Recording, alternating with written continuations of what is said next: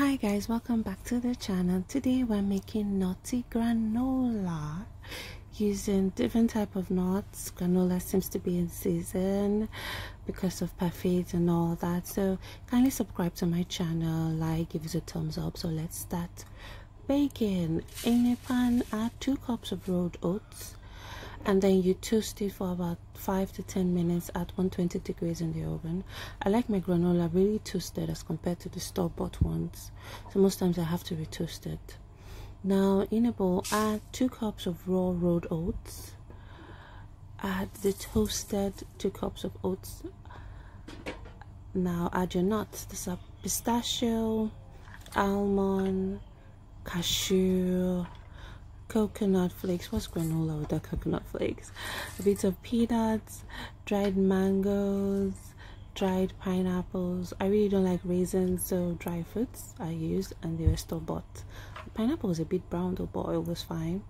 Add a teaspoon of mixed spices or cinnamon, whichever one is available, a pinch of salt. This was about 1/4 teaspoon of salt, and 1/2 cup of honey, unadulterated dark honey.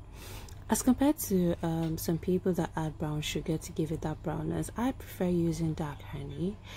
So there's no sugar whatsoever in this granola, and it is so tasty and amazing. So to incorporate everything together, at this point you can add a bit of coconut oil, but I like my oats, my granola crunchy, so I didn't. And since I'm a bit lazy, I had to get a second spatula to incorporate it quite nicely and faster as compared to using just one. So you incorporate everything, mix it, ensuring that every strand, I say strand, I mean nuts and all. Then you transfer to your baking sheet.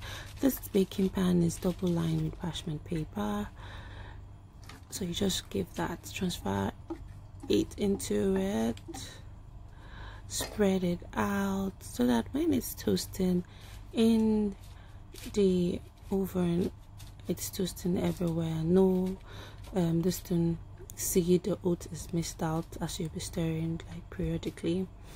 So you toasted the oven for about 30 to 35 minutes or 40 minutes, depending on how crunchy you want it, at 120, and it is ready, guys. Can you see that? Yeah, it might look like there are some brown spots, but actually that's just the dry foods that just dried. So thank you for watching, and don't forget to subscribe.